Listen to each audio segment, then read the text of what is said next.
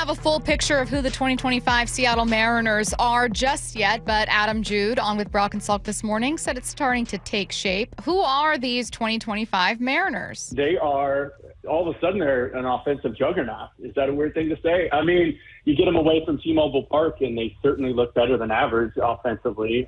Sometimes it comes in weird spurts or in extra innings or in weird ways. But, you know, we're gonna follow Dan Wilson's lead here, because if you listen to his post-game news conference just about after every game, what's the one thing he's always saying? He's like, these guys are fighters. I think that's such an important message at the right time for these guys, too. Sometimes it felt like things got really complicated in the past. And at the end of the day, just go out and play to the last out. Go out and fight. Give it everything you got, and we're going to win for today, and then we'll worry about tomorrow when tomorrow arrives. All right, we are nearing into the final week and a half of April here, almost a month into the season, a week away from being a month into the season. What do we know to be true so far, or at least what is starting to become clear about the 2025 Mariners? Bombs. They hit bombs. They hit bombs. They hit bombs. That's true. Now, I'm listening to Jude talk about them away from T-Mobile. I went back. I'm like, well, at T-Mobile, they're putting up some runs too. 7 against Houston, that's a win. 5 against Texas, 9. You have 3, go down a little bit, and then you hit the road, and you're right. You got 5, you got 11, you got 8, you have 8. They are a team that hits bombs. Their runners in score position still isn't their thing, right? But it's not their vibe. It's not their vibe. They're still working on that. I think Julio was like 1 for 17 with runners in score position too. Yeah. No, they're a powerful team, and when you describe them as fighters, that's what happens when you play teams that are fighters, that they are powerful. You go into extra innings twice and you win your last 2 in extra innings. You're not rattled by the situation or the moment. I'm not on the wagon quite yet in saying that this is who they are. Mm-hmm. But I will say this is who they've been the last week or so. And I like the direction that they are going. The only thing that concerns me, or one of the things that concern me, is that this team wasn't built for that, yet they're playing that style.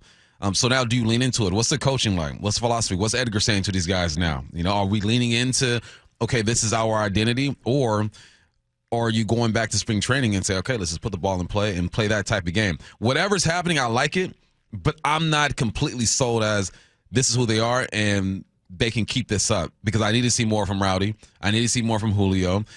Cal, I think, we're good to go in that department. Yeah. He's done it every single year. But I like where they're going. I like it. They're a team that steals bases. They've got 32 stolen bases, second most in baseball behind just the Brewers. I think that, you know, advancing those runners, again, still waiting to drive them in. But when they do hit multi-run home runs, obviously they're able to capitalize on that. Like you said, they are a club that hits home runs. They're 5th in home runs, 32. Cal tied for first with 9 right now. When you look at, by no means advanced stats, but if you're just looking at, like, last year they were one of the worst teams with average, one of the worst teams with OPS. They're a little more average now, and that's good. They're 13th in OPS. Solid. Yeah, like we the conversation we kept having last year, right? God, if this team could just be average offensively, if they could be average, think of how much better they could be. Last year they finished finished the year 22nd with OPS, which again was boosted by a really productive September.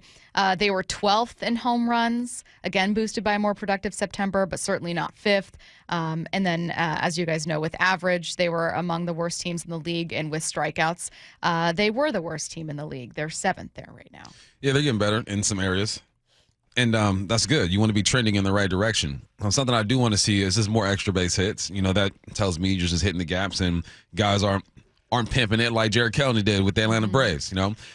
This is a team that is showing its potential. A team that has enough talent to kind of always be in the fight, right? In a 3-game series, there's going to be moments where you felt like this team is in the fight.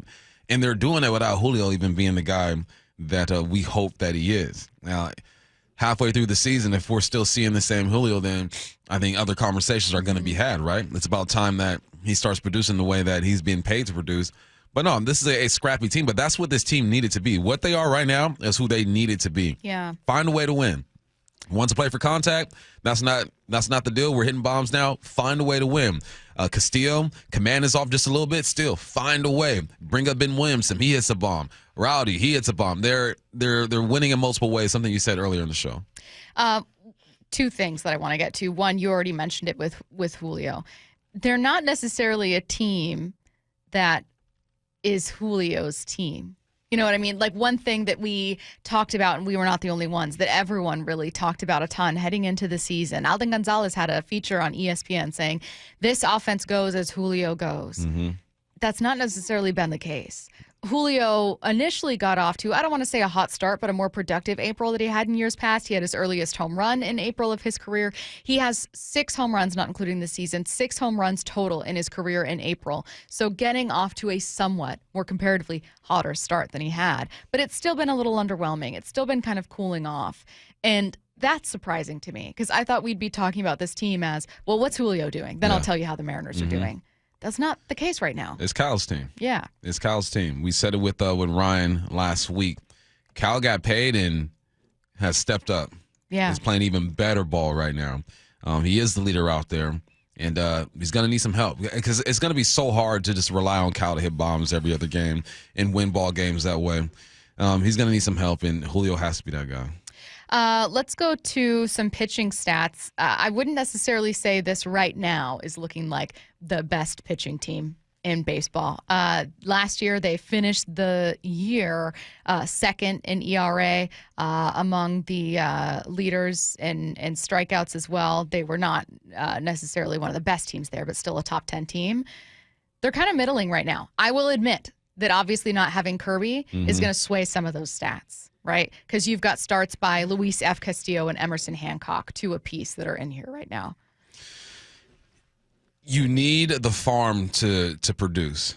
And with a team like Seattle, like you mentioned, you're going to need Emerson Hancock. You're going to need Logan. You're going to need Ben Williamson to be called up and produce. That's just how this organization thinks. That's how they built this team. It's like, okay, we have 3 or 4 solids, and then we need the farm, and we need a veteran to come over. So far, you're getting some production from the farm. So far, a few of your guys up top are producing, but there's the middle part that's missing. Yeah. You know, where does Solano come in to this whole situation? Man, where does he come in? Where does he come in? And then, obviously, when you lose Victor Robles, that hurts you a bit as well.